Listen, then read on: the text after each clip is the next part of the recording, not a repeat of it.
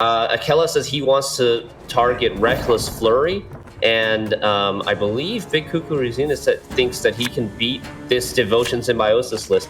But we're going to start off with game number 1. Neither of those lists coming through in game number 1. We've got Rage of the Sea on Blue Coin going first versus Iluha's or BIGKUKU's Double Cross Assimilate. All right, let's get started. Semifinals, day 2, World Masters Season 3.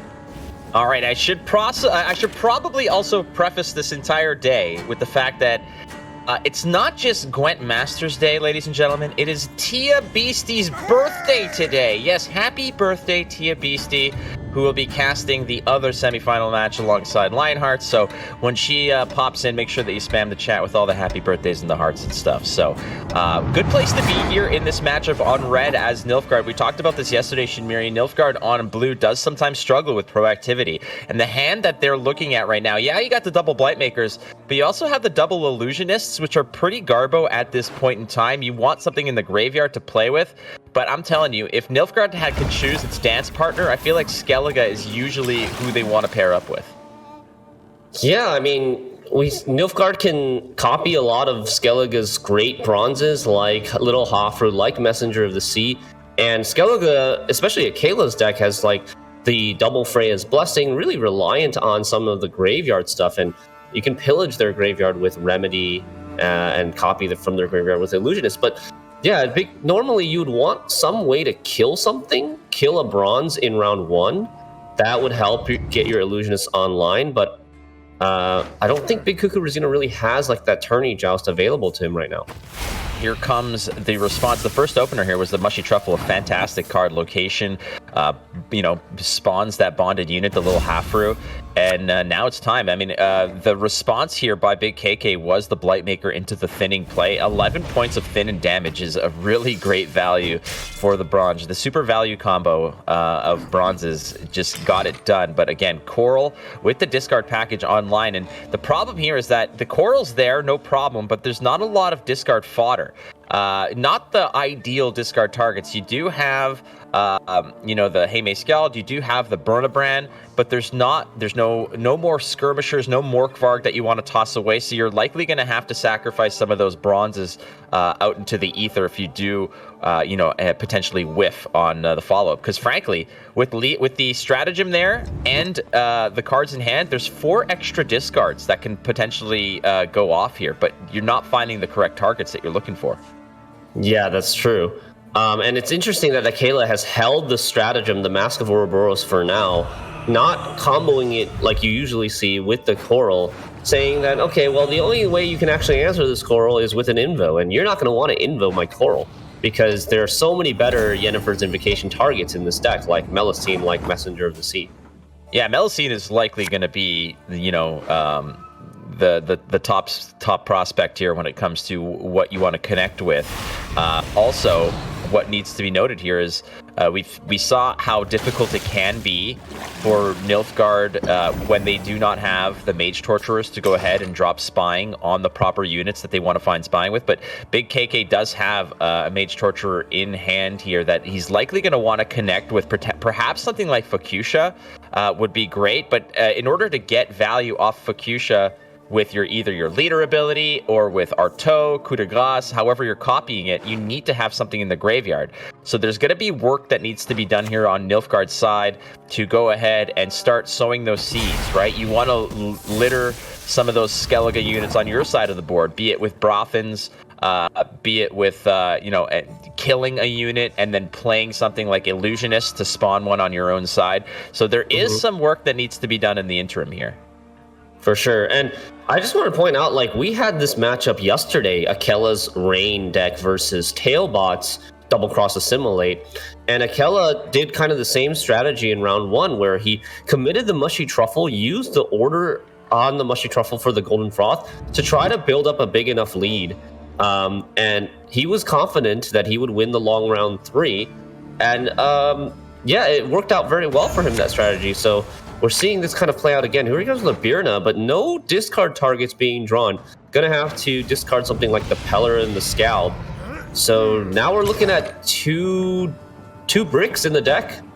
Yeah, unless one of these discarders gets rezzed by Fukusha. Yeah, like Big KK just looking here and saying, all right, well that was 3 discards that occurred, 4 discards that occurred, and you only got one body out of it. So there are some bricks floating around in that deck now. He's just keeping track here, and if he's checking out the graveyard here, you'll see that Skjald is there and saying, all right, well, there's not even a way for you to properly address one of those bricks when they do potentially pop up, because you just got rid of the Skjald. So Akela is going to have to hope that the draws are clean and the mulligans are efficient. And Big KK, on the other hand, here also needs to start evaluating how he wants to, potentially contest this round and move forward. And I think Brothen's into the Half-Root is the right move here, because it does eventually put those illusionists online. It does allow you to get value out of Fukusha down the road. And once we move to round 2, now those illusionists are also in play, because you can start playing out of Akela's graveyard and such, but you got to start putting the work in. Yeah, and Akela takes this pass. Big Kukuruzina needs 8 points here to get ahead, but that's not going to be that easy in one card. The illusionists are still offline, same with the remedies, and Invocation can get you 8 points, but you don't want to waste an Invocation on a 4 provision little Hofru. You could play 2 cards. That might be what is going to happen here, but if you play 2 cards, you lose you don't lose the ability to push in round 2, but it becomes a lot more difficult to push into round 2 down 2 cards. It's crazy how just perfect this particular pass is here. You're just right in that wheelhouse, and Big KK can, if he wants, play 2 cards and just go to a long round, round 3. However, Akela, that just plays into Akela's strategy as well. Akela wants a long round, and it's incredible without having some of those, bigger plays or whatnot. But yeah, you're going to have to burn an Invocation here to get out on time, as it were, without being late to the party.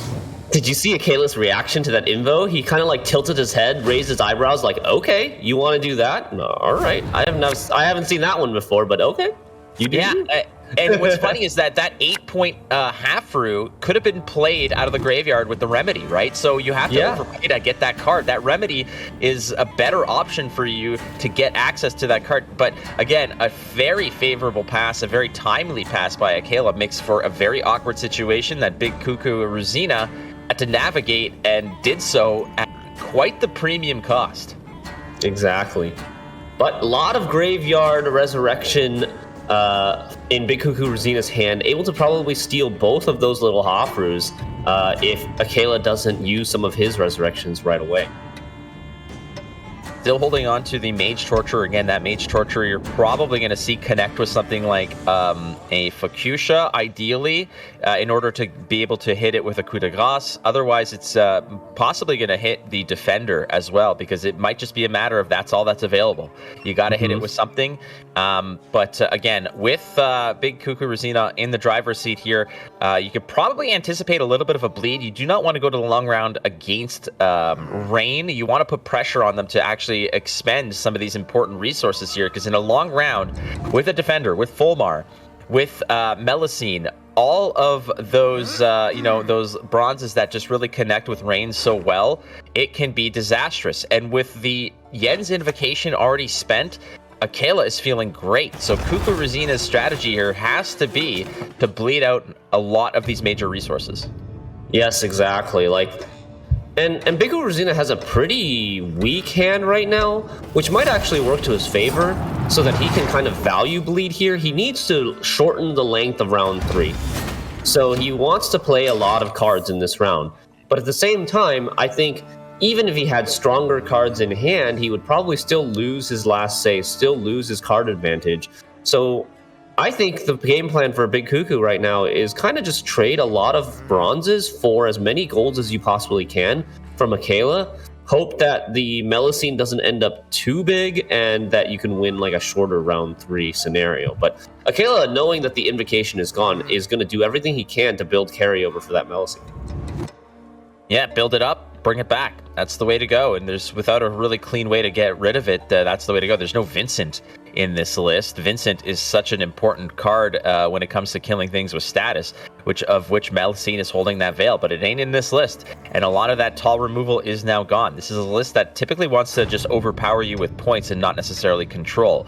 We've seen so many other Nilfgaard related metas, be it imprisonment with locks, be it with Masquerade Ball, that does a lot of good control related things. In this case, this is a whole different ballgame. This is Nilfgaard for points. This is Nilfgaard for engine value and just massive amounts of annoyance. All right, so Big Cuckoo electing to take the Hermit here with the Illusionist instead of the little Hoffers, which is interesting to me. I think he's maybe thinking that Hermits can tank Rain a little bit, because if Hermits get damaged by Rain, they will eventually heal themselves back up. But at the same time, they also will damage the unit to the right of themselves. I personally, my first intuition would have been to Illusionist onto the little Hofrus, so that you can get bonded on the one you play from hand, get that to 10 strength, and then maybe resurrect it again with a Fukusha for 12 strength, like we saw Tailbot do yesterday. But Big Cuckoo's got another plan here. A 3-pack of Illusionists, and here they come. There's the Hofru, but again, not quite the big, bad, nasty one, but there is the one in hand that was invocated earlier, so that one can potentially come out as a 10, so build it again, bring it back to 10, goes to the graveyard for, like you mentioned, it's going to be a resurrection potentially if they can connect with the Fukusha, but again, that's going to take some work here, as everything's kind of hiding behind the Defender, the Melusine. The Rain now, it doesn't just fall in the plains, it falls also in the Ranged Row there, as unfortunately for Big KK, that this lead that he's been cultivating to bleed out resources is going to start dwindling, because those little bronze cards do become quite problematic. I just noticed that Big Cuckoo actually clicked his Mushy Truffle, which would have been carryover points for him into round 3. So now I'm a little bit confused on what his actual game plan is. I thought he was going to go for a value bleed and try to save as much carryover as possible for round 3, but it looks like he actually cares about points in this round after all, if he's going to click the Mushy Truffle now. And it was done without any assimilate value on the board, right? Because that would have been a created card, so you're losing out a little bit on it, but he's kind of just sitting back and just, riding the wave here in round 2, in the driver's seat, up by a solid 9 points, no more Rain on the board. So Akela has to evaluate here what is important for round 3 and what can you give up. Both players holding on to leader charges as well. You got to think, if you're Akela, Shinmari, what are you looking at? What is like the last bastion here that you want to give up? Is it Fukusha, obviously, or are there other cards that you're kind of prioritizing as I need to preserve this for round 3? I would say that you need definitely some sort of resurrection, whether that's Fukusha or Sigdrifa or Bride of the Sea with enough Rain into Sigdrifa. Your big play in a short round 3 is going to be that resurrected Melusine. And you also have to kind of look at how, am I actually in trouble in this round? In round 2, do I need to actually play a lot to catch up? And I don't think so. The lead is 15 right now. He's getting 4 points from clicking Melusine every turn, right?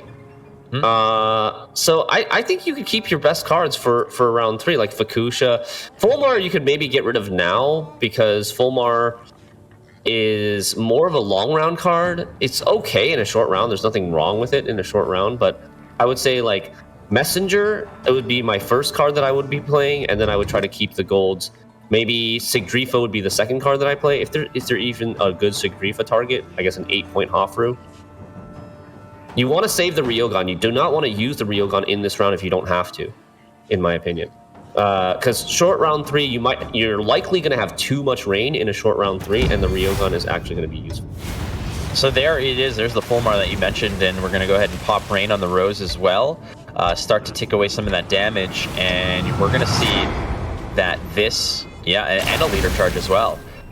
This is going to essentially flip the tables back in AKELA's favor here, and BIGKUKURUZINA now with 3 bronze cards in hand. I think that this is a situation where it's like, all right, I'm just going to keep playing this and hopefully buy some bigger cards, because you're committed. You're basically pot committed here, and you don't want to go into round 3 without having seen something like Fuchsia, and your hand right now is essentially just bronze trash. So maybe this is a situation where, do you drop the Hafru, bring it to 10, and set up for that eventual leader into Fuchsia, or coup de grace into Fuchsia, or something along those lines? Keep in mind as well, Big KK hasn't seen a lot of big pieces. Hasn't seen the Joaquin, hasn't seen coup de grace. There's a lot of important cards that he has just not picked up on. Yeah, so he said, if you notice, he played Arturius for a Blightmaker, but it didn't choose a mage or a special card because it didn't spawn the Golem or the Calcarcus. So I'm guessing maybe like he put Menno on top to set up a tutor for bribery or for coup de grace in round 3. And now Big KK has kind of, there's no chance he's getting his card back, and he's not getting enough points in this round to get his card back. So I really don't understand why he used the Truffle carryover. He could have just had an extra 6 to 10, maybe even more points in round 3 because of the Assimilate proc. I wonder if he put Arto on top, if that's possible. No, because if he did, it would have spawned a Golem, right? Because Arto is a mage.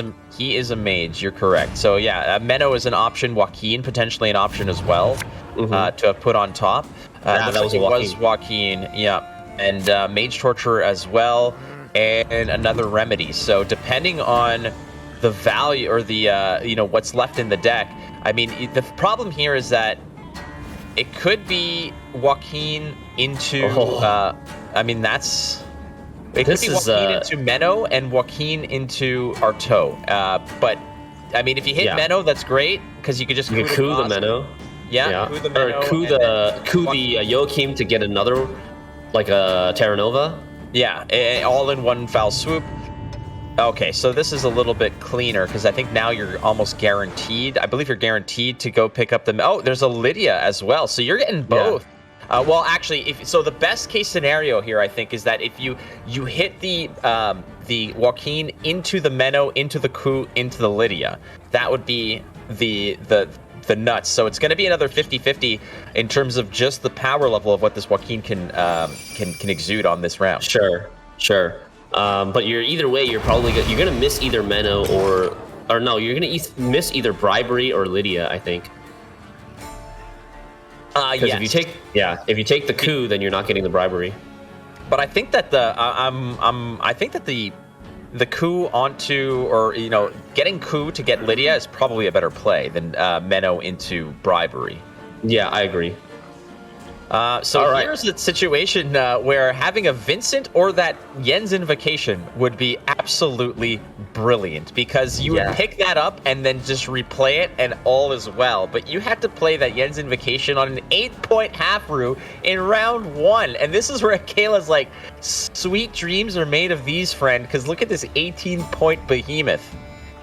Yeah, it's actually, I mean, it's 18 points already, but it's representing a lot more points because it's a source of rain. And it's an engine in itself. If you place it next to a cultist, it's going to get you more rain every turn. The KK has got to evaluate here again. Oftentimes, timing your leader ability is important, because AKELA knows that the best value that Big KK is going to get out of his hand is going to be that Fuchsia. So you could possibly even suspect that AKELA might play Fuchsia next. If Big KK doesn't pull the trigger on the leader ability and takes the 3 out of 4 chance of picking up Fuchsia, then AKELA is just probably going to snap down that his own Fuchsia to just completely eliminate the option out of the hand here. So Big KK has to take a small risk here potentially to use that leader ability. I know that I've done this in the past, where I always use my leader ability against Skellige when there's 4 cards left and I haven't seen Fuchsia, because a smart player will probably jam that card out and just, ice it from your opponent so they won't be able to play it. On the other hand, if Big KK saves his leader and AKELA tries to play Fuchsia next to dodge the leader, it might play into a Torture or Terra Nova sort of situation. So that's the kind of catch-22 that you find yourself in very often against double cross assimilate. Oh, 100%. Certainly. I completely agree with you there. It is a catch-22 in that regard, wherein you don't want to feed it to your opponent, but at the same time, you don't want to give it to them for free because you're going to play it eventually and it's going to get potentially mage tortured anyways. Or it's going to be played on a row that has rain and brought down to 3 anyways. So there's some, it's tough to balance here. And now I guess we're going to find out because AKELA still has to make that play. And the question is, like you said, do you play the Fukusha now and just dodge the double cross on it? I don't think so, because there's still a possibility of both Terra Nova and Ku and the Torturer, right, to be in Big Kuku's hand, which basically it is if he gets Menno on the Joachim. So if you play Fukusha now, you're potentially playing 1 Fukusha and allowing your opponent to play 2 Fukushas. Whereas if you hold the Fukusha, best case scenario, your opponent's playing 1 Fukusha. So I agree with AKELA's decision here to save the Fukusha and just take the bullet and bite the bullet on the double cross. You're going to give them something. Better, 1 is less than 2. NA math right there. That was going to say, I can confirm 1 is indeed less than 2. However, I believe that this saying Fukusha like 50,000 times is so much easier than saying Pro Clan Preacher.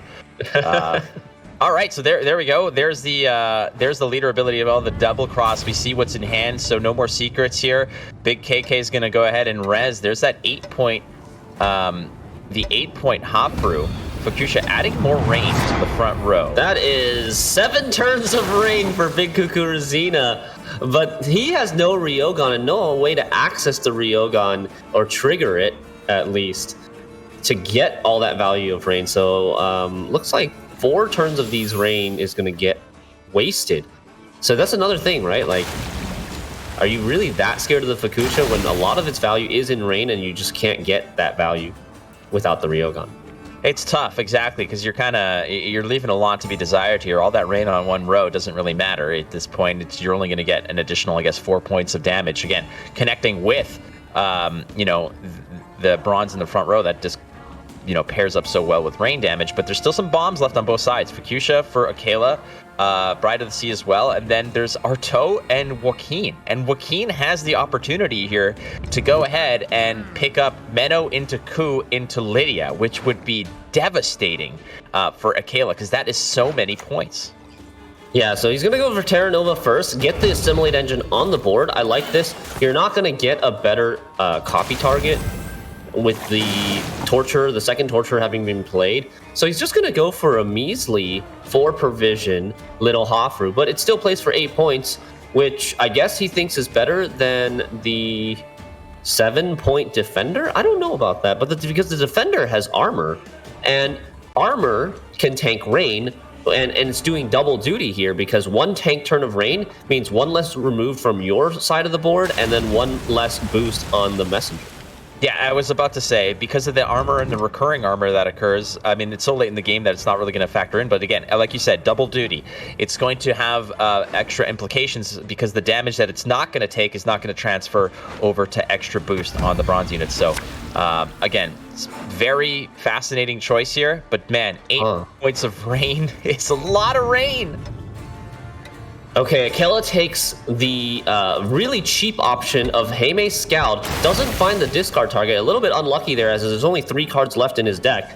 But the reason he goes for this is because it puts the most turns of rain on the board. There's no more little Hofrus at the 4 provision level for him to resurrect, I believe. So taking the Scald gets the most, it's the 4 provision unit left in his graveyard. And all this rain is going to get doubled in value because of the Messenger of the Sea on the board. All right, now we're going to find out here whether it's going to be into Menno, into Ku, into Lydia. That could be a game changer here. There it is. He found the Menno. Menno into Ku is going to give you another Joaquin, which triggers another Assimilate as well. This is going to be a significant sequencing here of a lot of points being paired together to shrug along. The rope is dwindling down. Big Cuckoo, can you execute fast enough? You got to do it. It's going to take maybe a Freya into another... Is there another little Hofru left in there? There is. No strengthening, but this is a lot of points. And just imagine he could have like, I think 8 more points right now if he had saved the Mushy Truffle. You're not wrong. Exactly. That 40-point lead here. We'll find out if those 8 or 9 more points from the Mushy Truffle does factor in here. But this is how this deck operates. We're going to see it right now. It's all about the payoff at the end. Ryoga and all the rain is gone. And look at that. That lead has dwindled and disappeared. Akela takes this one. Specific matchup. Nobody wants to count. That's exactly what it is, Shinmiri. Nobody wants to count. The math is too hard. Rain decks really is just so much math. Like, honestly, we could have sat there for about 10 or 15 minutes and been like, okay, just how much? He's down by 40. Does he have a chance? Yeah, he has quite the chance. Okay, it's game 2 here. BIGKUKURUZINA is going to be on blue coin, representing Skellige with Reckless Flurry. Akela's on that always popular mage list. We're going to see if he can't rein that in. He's going to be on blue coin, which is a tough app here, so you're going to need some proactivity if you're BIGKUKURUZINA, but being able to answer a lot of those mages is going to be a tough task. You do have the 1 Gutting Slash. I see a Heat Wave as well, but you know, Junod could be problematic if everything's boosted and naughty. And then you do have that Trial of the Grasses is potentially 6 points of removal if necessary. But they're all going to become very valuable. Big KK's probably going to have to choose one, either Aretuza or Banart Student, and just reel those in. He might have to let one get away from him in order to just limit the zeal capacity of those alumni. So we'll see how this goes. But the first order of business is a Meditating Mage.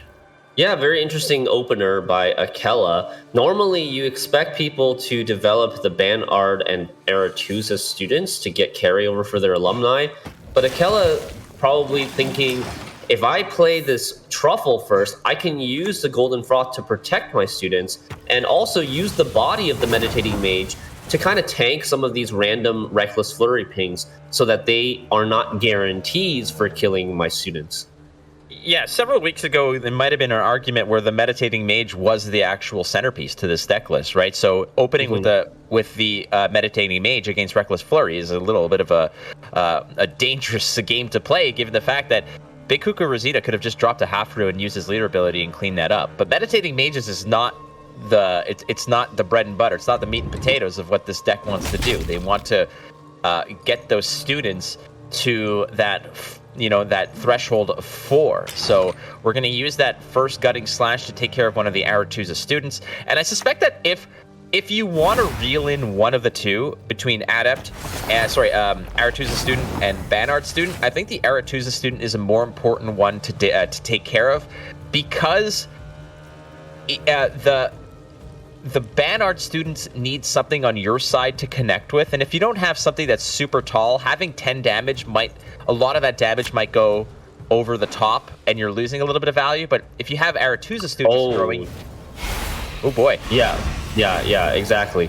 In this matchup, there's not enough valuable threats or tall units for Akela's Banart students to deal enough damage. But I was exclaiming because, like, I saw a full gold hand for BIGKUKURUZINA and him having to discard something. So I was a little bit uncertain. I thought maybe he had to discard a gold, but he did have that Morkvarg in his hand ready to go for the stratagem. So, but now his hand is looking mighty fine. Yeah, it's getting a little dangerous. There's the use of the Mushy Truffle. Doom Vandra is going to go ahead and just redo it, and now you have the carryover again, and you have double Meditating Mages. So a good spot to be in here for Akela, though Big KK does have the lead. This could be potentially a situation where maybe you take the value pass with the extra ticks of rain going, because you're going to have to, there's going to be some extra ticks of rain. Okay, we're just going to go ahead and kill one of the Meditating Mages with the Trial of the Grasses, another 2 points of damage. I would suspect perhaps that's probably the last card that Big KK was going to play anyways, so might as well get rid of it, move along. And Akela does have the 3 points of carryover. Yeah, he does have the 3 points of carryover. They both have Mushy Truffle. BIGKUKURUZINA is probably going to push here, I think, because if you go to the long round 3, I think Reckless Flurry actually runs out of ways to answer students, which then they slowly build up over the long round 3, and then the alumni end up getting a lot of value.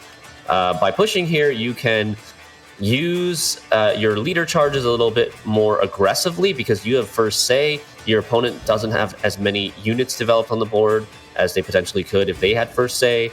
And you can also use a pass to answer a student that you're running out of answers for.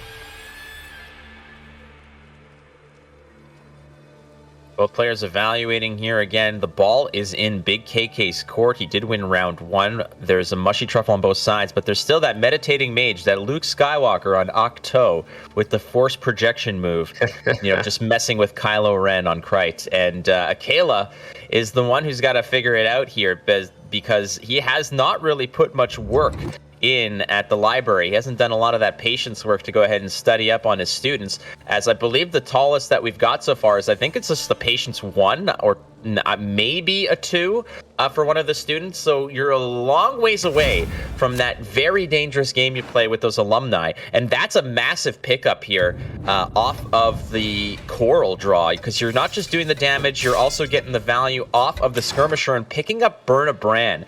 Burn a Brand is going to hopefully pick up more discard fodder, but at the worst case, let's say you play Burn a Brand here, what are the expendable cards? Do you just drop the Dwim Vedra? What can you potentially get rid of? There's no way that you're not playing the Burn a Brand in this situation.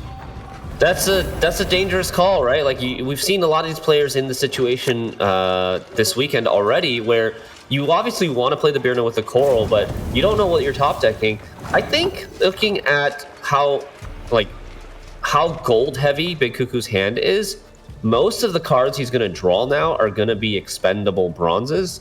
I think there's maybe a Morkvarg Heart of Terror left as like the only gold left in his deck. So other than that, everything else is bronzes. You could probably just discard them, even if they don't end up being skirmishers.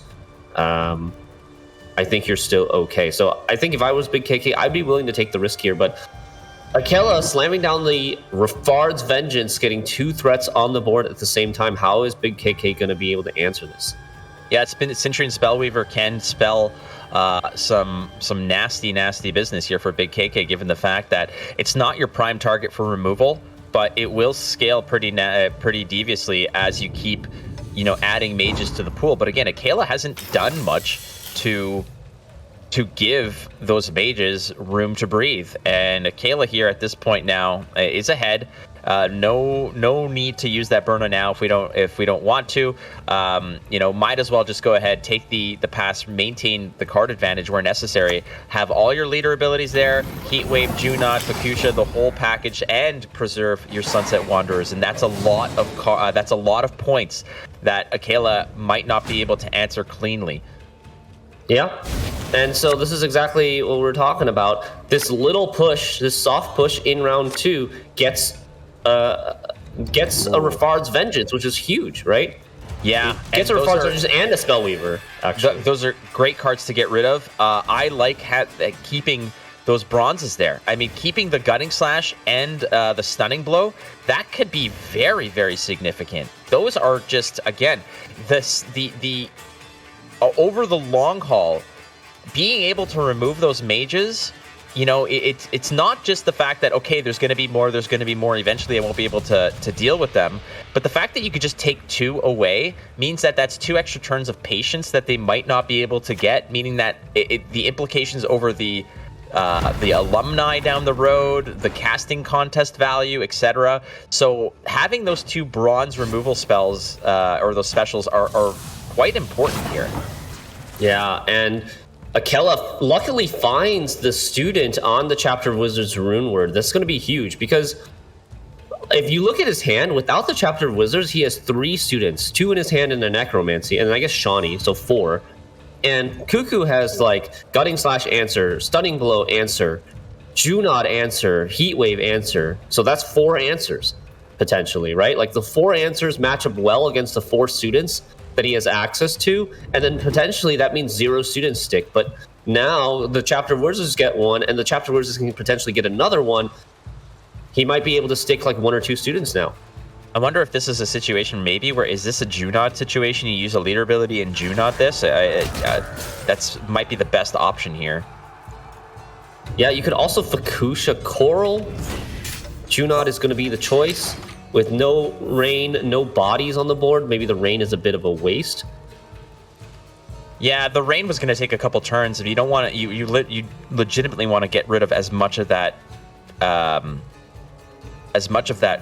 nastiness as possible. Here comes the other Aretuza student. You can suspect that he's not doubling up, and right on time, the Sunset Wanderer just does a little Texas two-step to the right of that Gutting Slash, and that Gutting Slash is looking mighty fine right here. Yeah, Gutting Slash looks perfect here. I want to note that the Dwim Viander in Big Kukuruzina's hand is bricked right now because the only target for it in this deck is Mushy Truffle. It was used in round 1, so it's not around in round 3 despite its resilience. That'll definitely be a discard target for Big Kukuruzina's Birna Brand, assuming he doesn't draw into... I don't think there are 2 discard targets left for him in the deck. I think there's only 1 Skirmisher, so he should be just fine to discard that Dwim. And he ended up mulliganing 2 Bear Witchers instead to make sure that he doesn't end up breaking the Quen. But I mean, we know it can happen. We've seen it yesterday. Sunset Wanderers is a draw. Birna's 2 draws. You have to you probably have to play them before you play the Quen. So it's very dangerous for Big Kuku. Yeah, you're going to be taking 3 cards out of the deck, and if 2 of those cards are Bear Witchers, it can get nasty. Very much so. Quen can become a liability in this case. And in this point here, there's the first ban art student. So that's at Patience 1. Again, very, very far from being a threat in any way. So the question here is this the time to use the Birna Brand and give the Sunset Wanderers more leeway? Not the case. And now it becomes now it's a dangerous game because there's one more bomb floating around there, one more mine in the landmine out in the field there, and he's gonna have to tread lightly here because that Birna Brand could potentially brick that Quen. So at this point, Shinmiri, is it just a matter of timing it so that Birna Brand plays later, that you play the Quen for the Bear Witcher? Yeah, let's think about it. Quen needs to be played 4th to last in order to get the shield value on the Bear Witcher. So then you would have Quen in your hand and then 3 other cards. Those 3 other cards would be Dwim, Birna, and 1 other card. Maybe like a Morkvarg. I think it's doable. He could go Fukusha here, then Heatwave, then Bear Witcher, and then Quen. So it's doable, but it's also maybe not super ideal. But with only 1 Witcher left in his deck, I don't think he can really take the risk of playing Birna before Quen. Oh, he did it.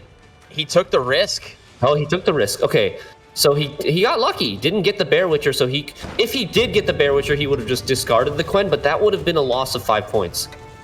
Yeah, no, that is definitely a bullet dodge there in terms of, finding what you need. Opting in this case to get rid of, he held on to the Skjald.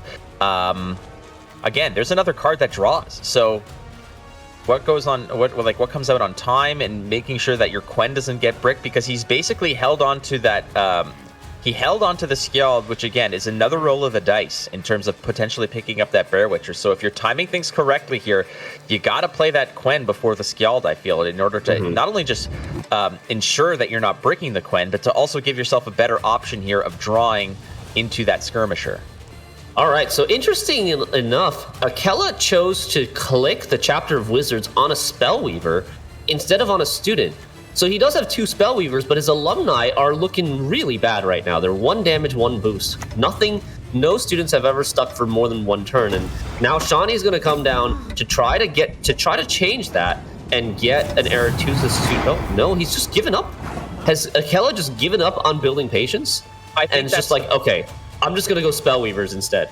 I think that's the play, and I think that's a very, smart pivot, because you're so far behind here. You're in round 3 with 5 cards left, and you've only accumulated 1 point of patience on either of your students. That is nowhere close to where you need to be. They need to be at 4 or 5 by now, at the very least, and that's not the case at all. So I think a pivot here is wise. You need to go ahead and create some other type of threat. However, now with Fukusha dropping the rain, you have 2 Centurion Spellweavers in the back row at 3, and you've got a pair of Bear Witchers that can go in and just crush those with ease. Not to mention also a pair of leader charges left to just go ahead and potentially clean up some nonsense. Yeah, exactly. So I love seeing the rain hitting the Spellweavers. Big Cuckoo is looking pretty good right now, being able to control the students' patience. That's what this Northern Realms deck is all about, right? And that's what, you know, Cam's target lineup yesterday was trying to do as well. So, okay, so there is the Necromancy onto the Aretuza student. That is a double proc for those Spellweavers, and that is so many pings already. Yeah, see, this is where this strategy is starting to pay off. Just that one move yielded an additional 6 points of damage, right? So the lead here is still on Big KK's side with a lot more bombs to be had on either end. There's still a Selkirk with removal. There's still a Gerhardt, but there is none of that alumni boogeyman status where you know that they're coming. Not to mention, I don't think we've seen an amphibious assault either. Nope. Akela did not draw Amphibious Assault or John Natalis, and I think he had that issue yesterday too. I don't remember if it was him or somebody else, but yeah, pretty unlucky draws here, not finding either of those two cards by round 3. But that is the price you pay for playing Northern Realms. You don't really have that much thinning. Okay, so here we go. There's the first pair which are coming through to connect with that Centuried Spellweaver. Adios, muchacho. It is Gonzo. And Big KK here thinking, okay, I haven't seen Amphibious Assault in round 1. I haven't seen it in round 2. Does he have it at all? That is a significant piece that's missing to Akela's puzzle here. And when you have a deficit of 19 points, a card like Amphibious Assault to just go ahead and pick up what you need is important here. Not only that, Johnny Nats could have gone ahead and picked up a winch to go ahead and help that Shawnee out, and that's not even the case here. It's been quite difficult for Akela to get anything going here, and part of it is because you're missing important pieces, but part of it is just because Big KK has identified what the threats are and has absolutely nullified them with ease. Yeah, that Aretuza student now finally on Patience 3. Still not looking that scary, but had to use a casting contest when it was at 2 Patience. Now it's at 3. This could be Big Cuckoo's only good Morkvarg target that we can see, because we know that there's no Amphibious Assault coming. There's still a Gerhardt that could play for some sort of boost, whether that's through Practice Makes Perfect, the Pact spell, or even like a casting contest if greeted. But, I mean, if you Morkvarg this and maybe double leader charge, maybe the rain finishes off.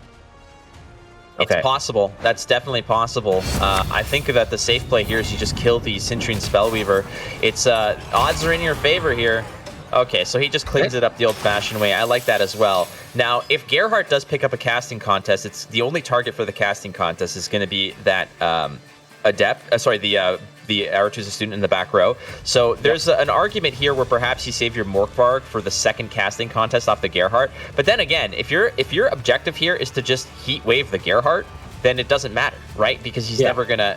So because a 6-point spell, a 4 provision spell that you're picking up here is gonna be, I guess it's gonna be Pact, and that's not terrible. I suppose it's 6 points plus the extra point from the Centurion Spellweaver. 2 charges from the Spellweaver ultimately, but.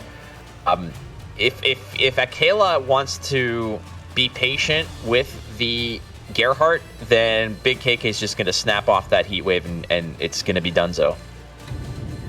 Yeah, I mean, again, you could have also even...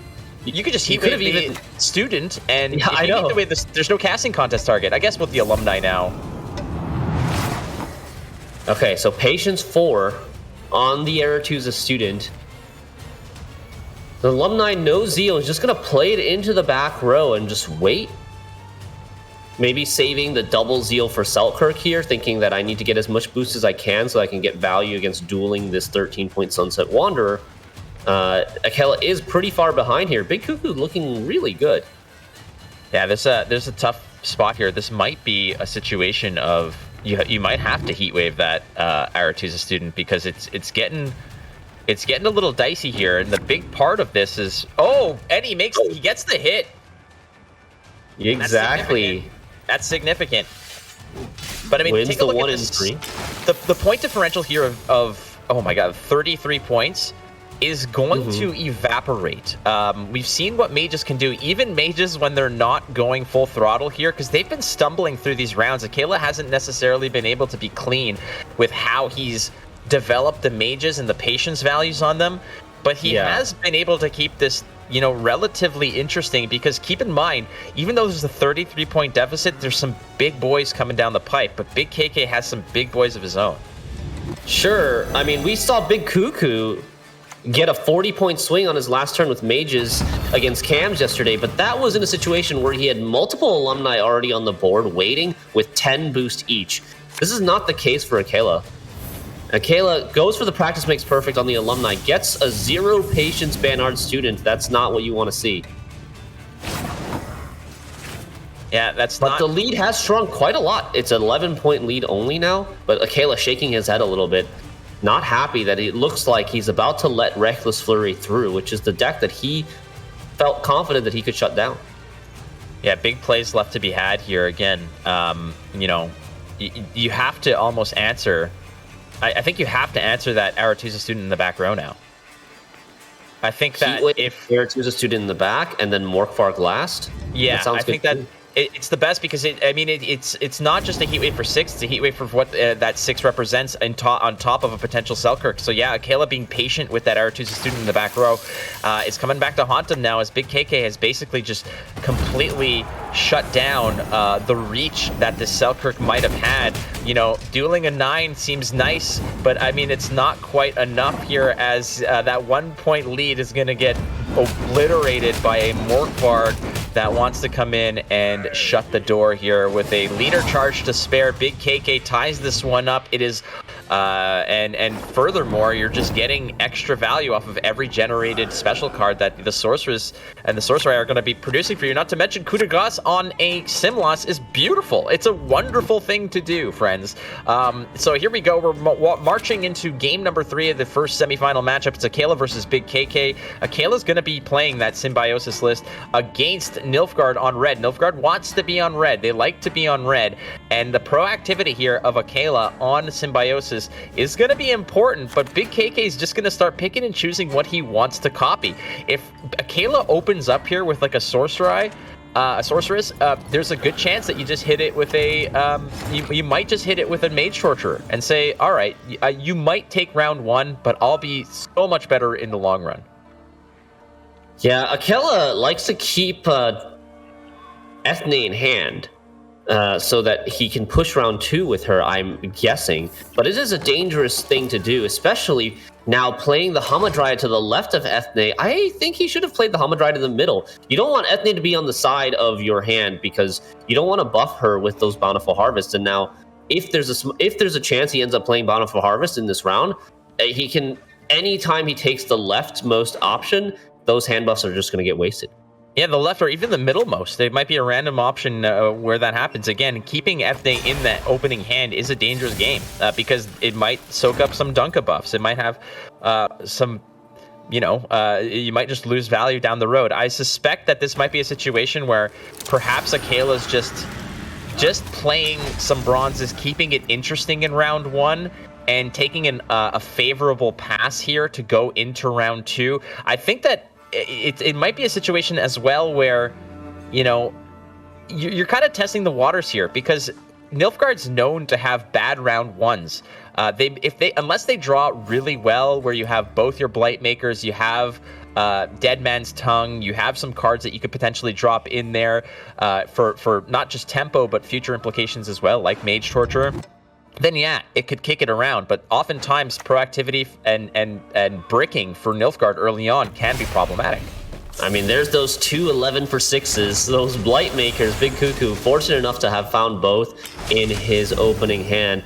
And AKELA's got Ethne he can't play, Gord he can't play, Stimulus he doesn't really want to play, because if he plays Stimulus in this round, Big Kuku's going to just put a Torture or Spying Tag on it, or Coup, the Stimulus, and play double. I think he has double Diplomacy. Yeah, he does. He has double Diplomacy in his deck. No Tourney Joust in Big Kukuruzina's double cross, but double Diplomacy is definitely a big threat in round 1, and then potentially able to just Terra Nova into double Remedy later on. All right, so we're taking guesses right now as to what that bribery is going to yield. Is it going to be a Simlas? It's going to find the Great Oak, even though AKELA doesn't play Great Oak in his deck. just to be on brand for bribery. Yes, bribery is the cheapest great oak you'll ever play in your life. Oh, I love it. All right, so here we go again. Hamadryad's getting an extra boost when they're on with Vitality. This could be a situation where Akela's just trying to maybe tempt Big KK into playing that Yen's Invocation on a low-value bronze here. So he's going to spread out a little bit of the boosts here, but eventually Akela is probably going to run away with this round because the options that Big KK is going to have are not ideal. You don't want to play a Duchess on a Dryad like that. You want to play it on a Sorceress. That's where you want to get the value off of it. You're going to need to pair up that Dryad with something like a nature spell, right? You're going to want to give it Vitality somehow, but how do you do that? There's nothing that you have in hand right now that's going to help you out here. So I think that Akela's doing pretty well here, still holding on to the stratagem as well. So Big KK here just going to take the pass. Akela's got out of this one fairly cheap, actually. Yeah, Akela has to be very happy to see that pass, and Big Kuku has to pass because there's just so many unplayable cards in his hand. And that's one of the problems, especially with the Truffle version of Nilfgaard, is that you have a lot of cards you just can't play in round one. Whereas if he had drawn the double the Dead Man's Tongue in round one, that would have been another card for him to play. But he's got it round two now. Akela is looking pretty good as well. Simless onto Double Bountiful Harvest is online. Ethne can be played in this push. Yeah, and not only that, but we saw Akela get rid of Gezras. You're like, why are you getting rid of one of your best cards? And it could be that Akela wants to go deep into this round and doesn't want to give Big KK the opportunity to use his double cross to pick up that Gezras late in the game. Because if Akela's holding on to something like Call of the Forest, Circle of Life, let's say, and a Rebuke, and that's what Big KK, or a Gourd, and the Gourd, let's say, Big KK is going to have to play the Gourd, and his Gourd might not be that huge. He might have to burn his leader ability on something that is little less than a bomb. But if Big KK is holding on to Gezras and if Akela's holding on to Gezras and Big KK uses the double cross ability and picks that up, that is basically curtains for this round. So Akela's, gonna just test the waters here, but throwing back the Gezras so you can pick it up with Call of the Forest, I like that move. Yeah, I like that move as well. Gezras is a really dangerous card for Scoia'tael in this matchup, and it usually ends up working against you because of either double cross or invocation into Joachim. Here, Big Kuku doesn't have the Joachim, so it might end up being okay if Akela plays it. All right, just opening straight up with a Lydia. Front row to try to find a Rebuke to answer it. Doesn't get it, but does get the Bountiful Harvest, which is pretty good. Whisper is the option here. Now, Bountiful Harvest, for the record, I played Bountiful Harvest as Nilfgaard, I coup de grace the Simlas. Yeah. I picked, or what was it? No, I got, I started playing Bountiful Harvest, off of, their units and whatever. I had cloned some of the Sorcerer, and every time that the Bountiful Harvest would boost in my hand, it boosted the Joaquin.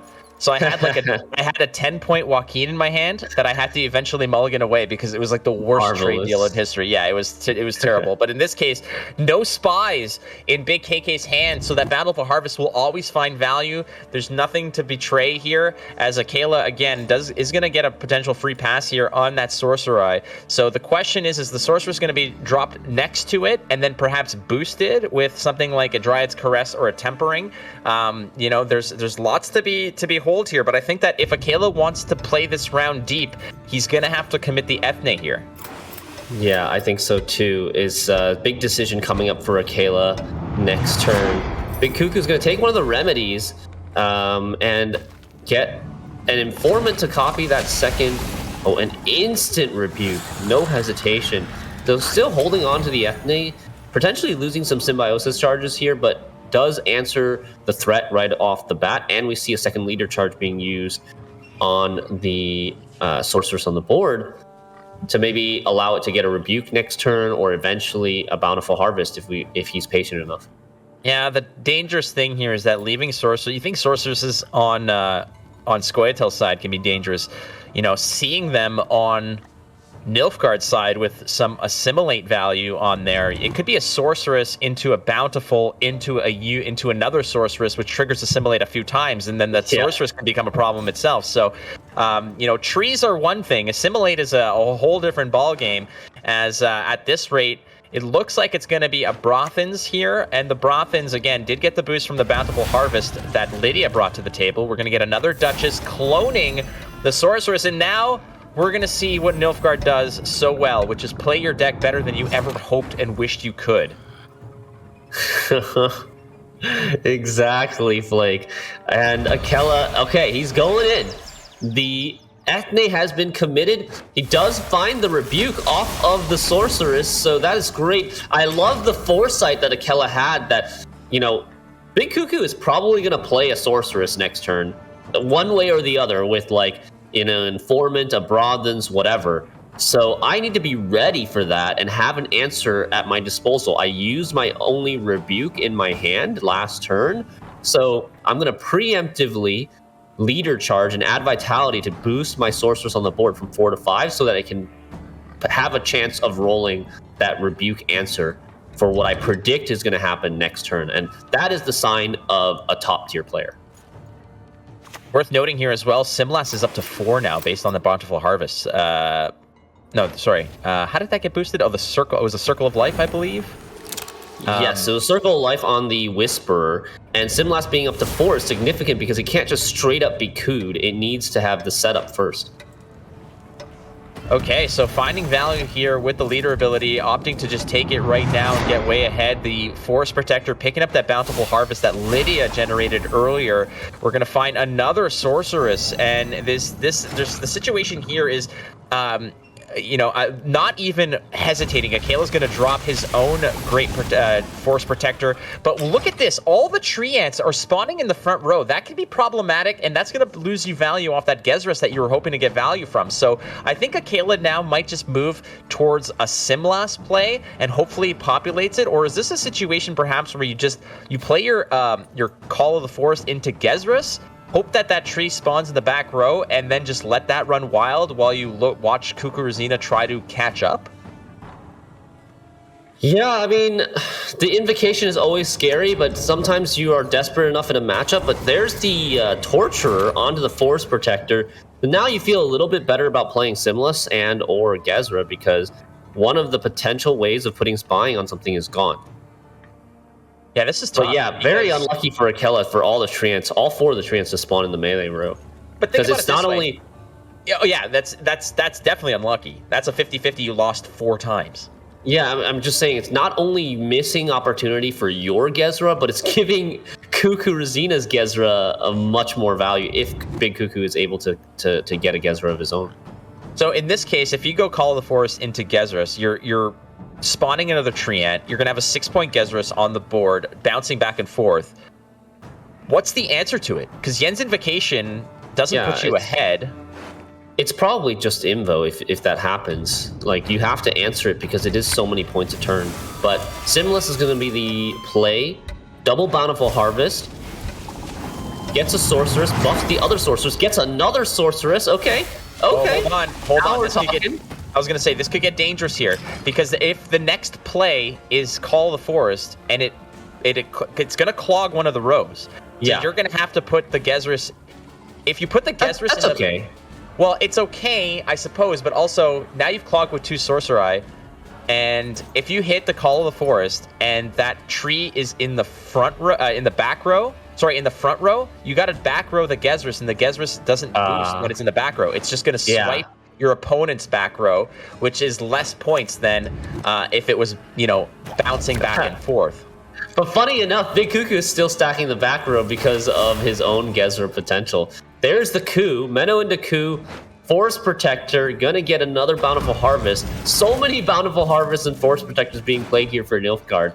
Not as lucky this time, no Sorceress option here, but could take a Bomber. That could clear up some board space for I was about to say, the board space is important. Okay, so he's anticipating that Gezrus perhaps is in the hand, but that Gezrus is not going to bounce around at all. It's basically Call of the Forest into Gezrus, and now we're going to find out where that Gezrus is going to go. It is a back row.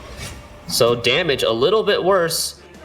We've got the double sorceresses at 4 power each, which means it's kind of limited what they can get. You can get a making a bomb, move the Lydia. Making a bomb to move Lydia and or Sentry to the back. Doesn't click either of them. That's so strange. I'm a little bit confused about that as well because there's no space on the board. Yeah, he might be anticipating that big. Like, there's nothing left that you can do here because you should have. I feel like you should have clicked them because even if you make space with a Yen's Invocation, the second you click one of those Sorcerai, it's gonna create another Treant, and then you can't play a unit anyways. Exactly. So like even if you wait to click the Sorceress, like let's say the Invo comes down, right? Which it will. So Akela can now play the Sorceress at 8 points or play the Gourd and then click the 2 Sorceresses. Oh, he actually is going in. Just playing a 9 boost Gourd. Not the best Gourd you've ever seen, but this is a really committed 2-0 attempt. We've got Purify with Dryads on the board, so that's going to give Vitality. It's going to Purify something small. Purify a Duchess Informant, and then another Purify is going to be your best point value play. This is a pretty big lead. Now we're looking at 75 to 46 with 4 Vitality left. That's a 33-point lead. Yeah, again, imagine if there was like one Bribery into Gezra. Bribery into Gezra. I'm calling it right now. Oh, that would be filthy. Big Goku, you gotta go for it.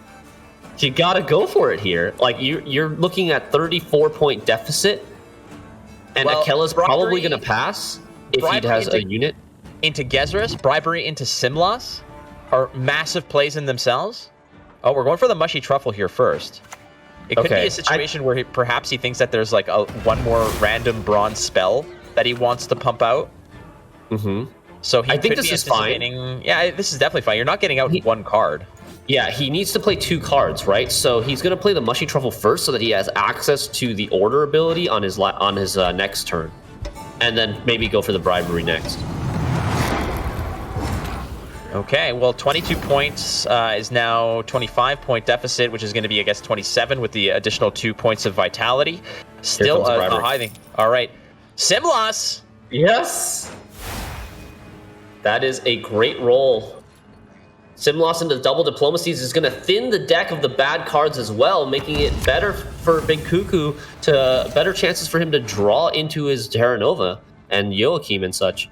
Oh, there's some Vitality. You can add that to your Hamadryads in the back row. And another one. Vitality. Perfect. All right, everything coming up Millhouse here. You can just go ahead, drop some Vitality on those Hamadryads. There's a pocket of them. There's a pair of them. But, oh, did you run out of space in the back row? Yeah, they have to be played in the back. Yeah, that's right. Yeah, they only give armor. Yeah, very adeptly, chose the defender there. And again, just squeaking by. Barely. Whoa.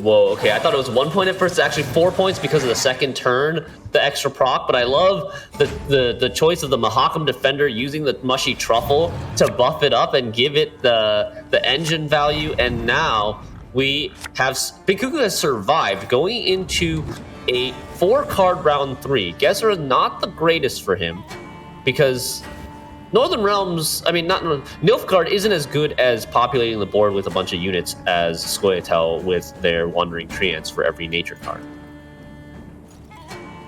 So what does Akela have left to compete here? He went all in that second round, and really the enemy was board space because I'm sure he would have continued to push.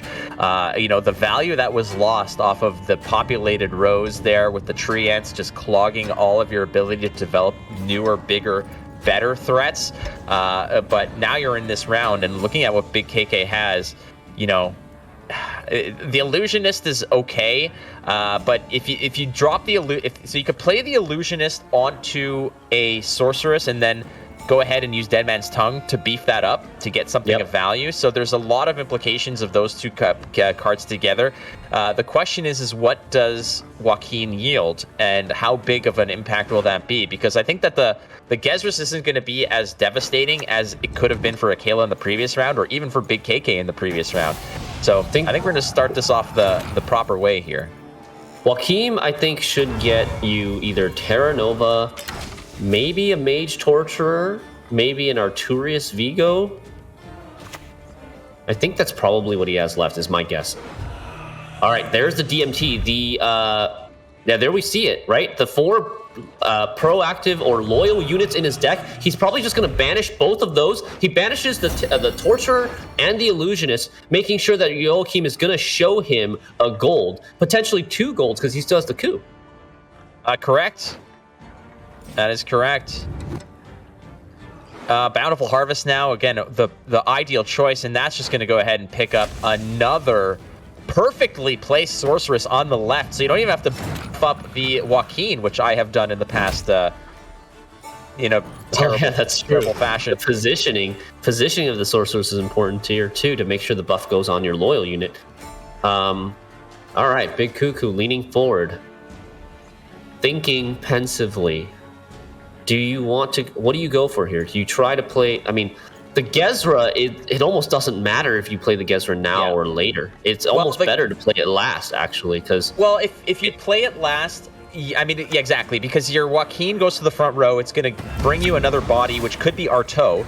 Artaud goes to the back row, which spawns another body. This is going to play another Bountiful Harvest, which spawns another body. So suddenly that Gezrus just has so much more population to just sprinkle some green juice on in the back row. As we see here, the Force Protector is going to dig deep into that graveyard, bring up another Bountiful Harvest, and another Sorceress. The problem here is that there is no problem. Everything's great. There's no problem. I was mistaken earlier when I said there was another coup. I think both coups had been played, but this is not going to be close. Nilfgaard just high rolling like a crazy here with all these Bountiful Harvest hitting Sorceresses in the right position. Akela gets the Seer, which is going to be able to copy this Tempering, but it's not going to be enough, is it? I don't think Gezra here, 9-point Gezra, buffing it up. Yeah. This was actually closer than I thought with how well Big Cuckoo ended up rolling his... Sit down and think. If I'm playing against Qcento, which they're not, but you gotta wonder what is the priority in terms of killing stuff? Is Gezrus the priority to kill? Are the Sorceresses the priority to kill? There's only so much that can go around, but we're here in game number 4 of the semifinals of Gwent Masters Season 3. I'm Flake, joined by Shin Miri, bringing you all the action. Mage on Mage crime. Little showdown of the schools here. As the students are, classes in session. Letitia in hand. For Big KK, Akela as well, accumulating some more students as the bell has rung, friends. It is time for the first lesson. Big KK has first action here on Blue Coin.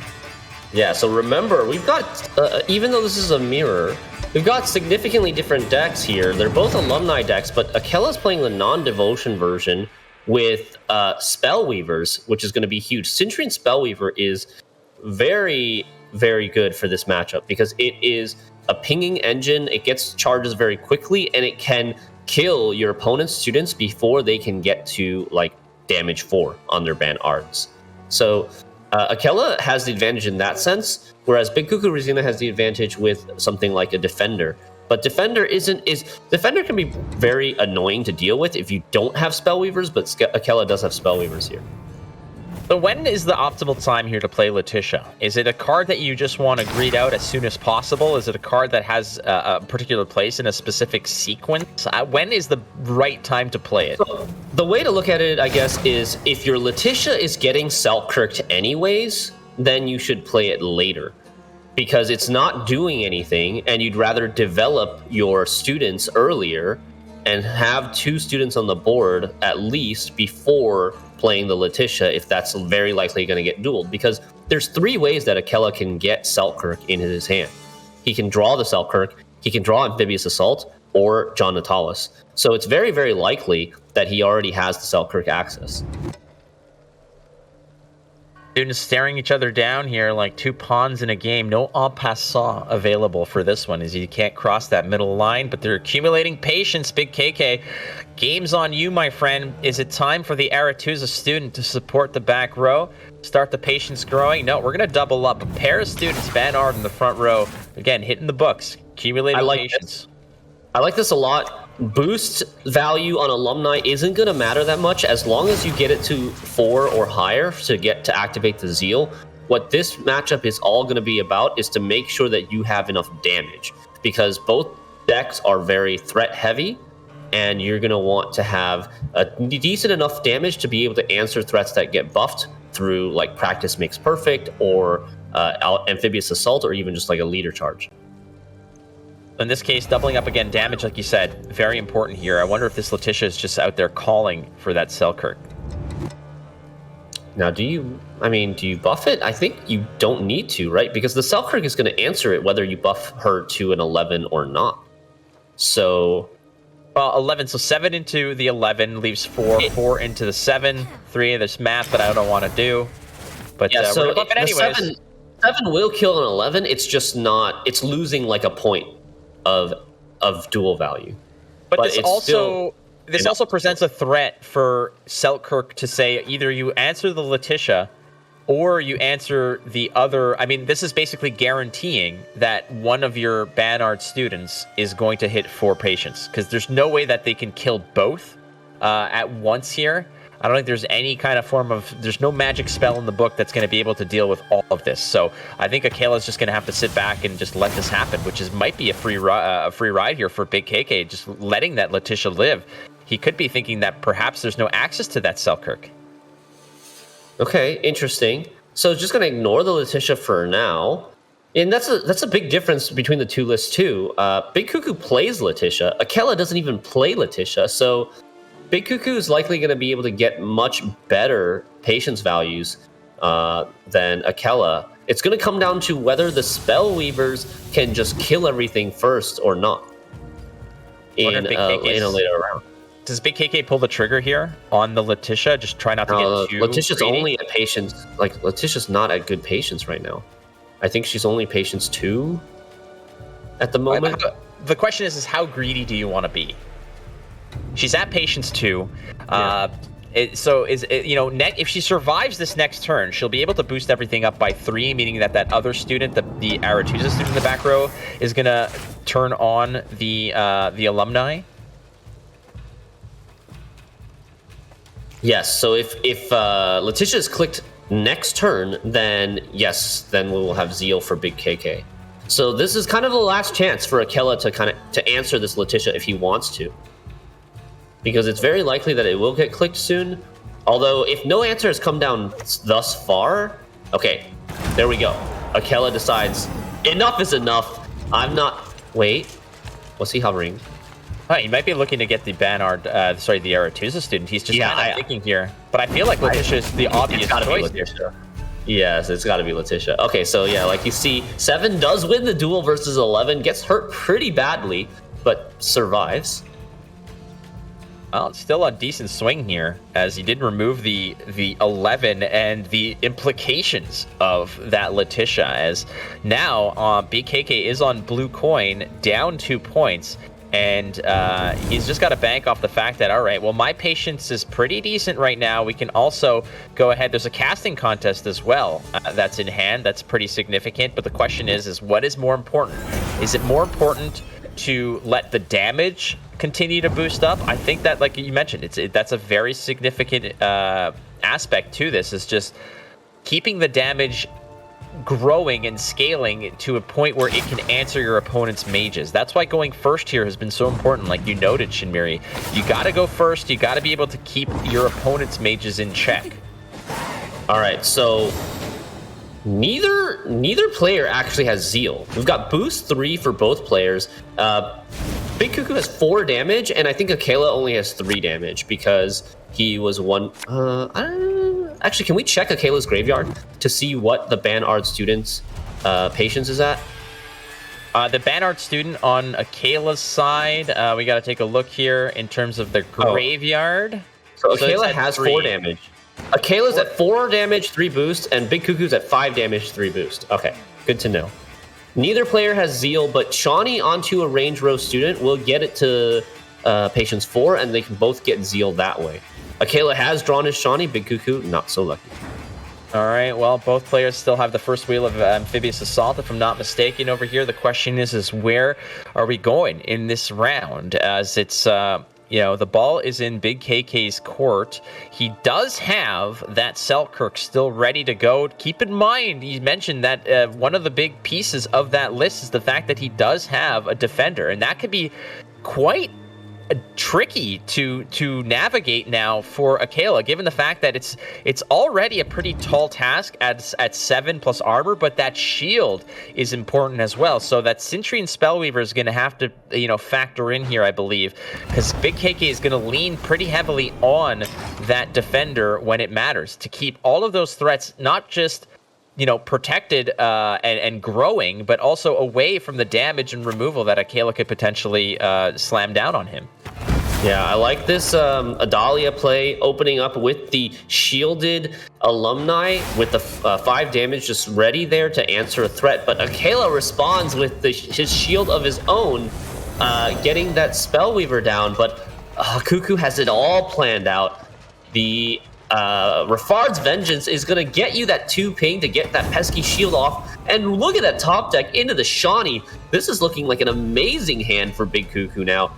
Shield gone from the Rafard's ping, and does he want to take the kill right now? I think you do, right? I think you do take the kill here with the... Still just thinking it through for Big Kuku, but the Spellweaver, if you let it live, it can build up charges very, very quickly. He's going to use the Zeal on the second alumni instead, because he thinks that, okay, the second alumni is more vulnerable because it doesn't have a shield. It would have died to like a Zealed alumni from AKELA's side. So instead, Big Kuku's going to use a Zeal on the second alumni and preserve the shielded alumni because that one is much harder to answer. 20-point lead here, Big KK in the driver's seat in round 2. Again, this is game, set, match for him. If he could pull this off, he will be in the finals of Gwent Masters Season 3. AKELA just trying to stay relevant here. Chapter of Wizards is holding a charge here, but it is a 20-point deficit. Shawnee in hand. You've got Gerhardt as well. Amphibious Assault still yet to be used. So the question is, you got to sort of also feel out your opponent because you're not getting ahead in one foul swoop here, I don't think. So you have to start thinking about the long term of a lot of these cards, like these Centurion Spellweavers, like this right here. This is a very important element. And like you mentioned earlier, Shinmiri, this card is going to factor in. It's an extra element, an extra layer of control, directed damage that you can spread out quite efficiently to pop a shield, to kill a student, to do whatever you got to do. So that, I think, is a very important first step here to defending this bleed. Yeah, but the first say maybe just too big of an advantage. Having first say in round 1 allows you to develop your students first and let that Banard student deal 4 damage 1 turn before your opponent, killing their Banard student. And then now, by winning round 1, Big Kuku gets first say again in round 2 to set up his damage-dealing alumni, even without Zeal. So there goes one of the Spellweavers, and now what's the play? You could get another alumni with a... You could Selkirk this Spellweaver, you could just resurrect something with Shawnee. There's the Shawnee. Shawnee onto the student now gives you, I believe that puts you up to 4 patience, which allows the Zeal on your mages. Yep, exactly. There we go. So we're up to 4 patience. Now your alumni are looking pretty hot, but AKELA can do the same thing. AKELA can just go ahead and res one of his students and bring that patience up to 4, giving the alumni Zeal. KK's alumni here just like a smidge better than AKELA's, but the important element is the Zeal. That's the factor here because it allows you to maintain your leader charges for other units if necessary. So we're going to just go ahead right now, another Banard student, and the damage from the Centurion Spellweavers, and adios Rafard's Vengeance. But again, still quite the hole that you've dug here at 12-point deficit with a Shawnee on board and another student continuing to accumulate patience. Yeah, the Necromancy was a nice combo because it gave the Spellweaver enough charges to deal enough damage for that 4 patience Banard students to get a Zeal and finish it off. And it was important for AKELA to kill the Rafard's Vengeance this turn, because that was when, if he doesn't this turn, it comes back to BIGKUKURUZINA, the cooldown goes down to 3, and then we see a Natalis into a Winch. But little does Akela know, Big Cuckoo doesn't have any bronze units in his hand, so that Rafar's Vengeance wasn't going to be able to play another unit, just was going to provide those additional 2 damage pings. So we are on schedule for a potential winch if necessary, as Johnny Nads can go ahead and pick up the winch, use it on Shawnee, resurrect another unit. The problem is that the unit that it's going to resurrect is going to be, I think that the only thing in the graveyard that's potential is what? I think it's just the Banard students. So you're not getting any charges out of them necessarily, but it is another option to create patience. Yeah, to extend the patience 5 damage that he currently has on his alumni. And nice play from Iluha. He's really good at reading, utilizing and capitalizing on the fact that there's open deck lists and seeing that, okay, well, I don't need to waste my leader charge here. I'll just save my Selkirk. I'll just play my Selkirk, boost it up with some, with the Aretuza Adept, and I can save my leader charge for something like Chapter of Wizards into Alumni. There's another Alumni. Front row, get rid of the Sentry and Spellweaver. Again, a lot of those threats are being nullified. The importance of going first. That proactivity, set up your students, let them start hitting the books sooner. Get them, knowledge is power in the mage world here, as you can see those alumni plagiarizing off the patience and study of the Banard student, of the Aretuza student, and that rune word spell bringing another alumni out from the woodwork to just go ahead and take out some of those extra layers of control that Akela needed.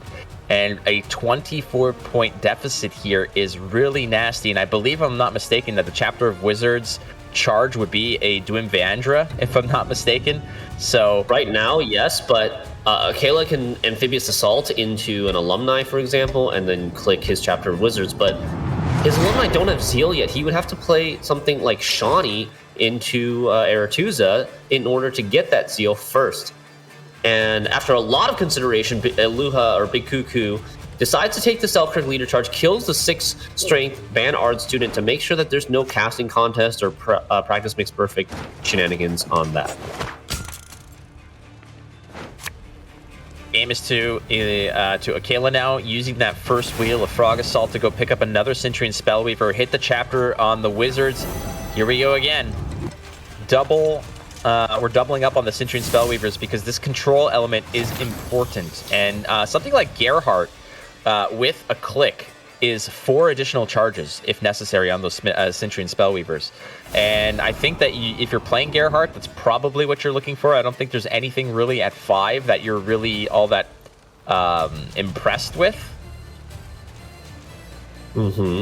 Big Cuckoo's gonna click the Chapter, has that last leader charge to use on the alumni if he wants, but there's only damage 5 right now for Big Cuckoo, which is exactly why Akela used his leader charge to boost that second Spellweaver from 4 to 6, knowing that, it's very likely Cuckoo's gonna have 5 damage, but difficult for him to have more. So in this case, you drop Gerhardt, you use the leader, you use its ability, you pick up Pact. That opens up your Sentry and Spellweavers to, well, never mind then. Okay, well, now you only have 1 Spellweaver. Yeah, so Big Cuckoo combined the Chapter of Wizards order with a newly fresh Zealed alumni in order to deal 5 damage twice to kill the bigger Spellweaver at 8 health. And this lead just keeps extending every turn. We were talking about 20 points, then 25 points, then 30 points, now 36 points lead by Big Cuckoo, and this is all coming down to having first say in the match and first say in the round. Shawnee about to come back online at 3 cooldown, which is perfect for the winch. And Akela is just really looking like he's in a ton of trouble here. The Meditating Mage in hand is going to do nothing if he can't get to round 3. Shawnee Gerhardt's still great, but even the reinforcements not too good here because you're not going to play any alumni. I'm telling you, man, the more I think about it, the more I think that it may have been a better option to run with Scoia'tael here. Scoia'tael has a little bit more directed control to get rid of some of your opponent's students if necessary. It has a better round 2 where necessary. It has, I think, when you're both running the same strategy, going first is so much more important. And if Akela had come in with Scoia'tael here, he would have been on blue coin with mages, which is where you want to be. Again, I think that if your tournament life's on the line, you want to go with the strongest deck ultimately. But yeah, it's just tough here when you're playing against possibly the best deck in the game on the coin it wants to be on. Not an easy task here, and Akela is just floundering against a mage list that has just been rolling. I agree on the Squirtle thing 100%. I think the first say advantage in the Northern Realms Mirror is too big to overcome a lot of the times, and I think Squirtle has a better chance not having that first say advantage because the tools are different, and you have some of those more instant damage removals if necessary. Like Simless in a double rebuke, for example, can kill a Letitia. And game is now, again, on Akela's side. Akela's going to be playing Shawnee to resurrect, I'm suspecting. I mean, is a Centurion Spellweaver better here? Who knows? But we're going to go ahead, and Big KK is just going to slam down Winch without any hesitation, drop it in on the Shawnee, resurrect another student. This one's not really going to get any punch to it, but we're just going to boost up, use everything we have here, and suddenly a 47-point lead is what Akela has 2 cards to overcome. With double Centurion Spellweaver, you do have a Gerhardt. He needs to assess where the best place is for this Gerhardt. It's going to probably be on the Pact. Unfortunately, this is one hell of a... Yeah. Whew. It's going to be practice makes perfect onto the Meditating Mage to try to find an alumni, but even if he high rolls the high roll, I still don't think it's enough. It's going to be triple proc for Spellweavers, though, so a ton of pings now coming in at the end, but it's too late, right? Because, like, these pings, they would have been great to have these pings 5 turns ago, and then you could have killed some students or some alumni then, perhaps. Does find the alumni. It's going to be able to boost by 5, but 30 points, I think that's too much. That might be a little bit too much here, and even though these Spellweavers are just raining terror on the other side of the board, imagine if there was 4 of those bad boys. This would have been so much closer. Unfortunately for Akela, just not enough. He missed the class, and the mages are going to go towards Big KK's side here as he's going to be in the finals of Gwent Masters.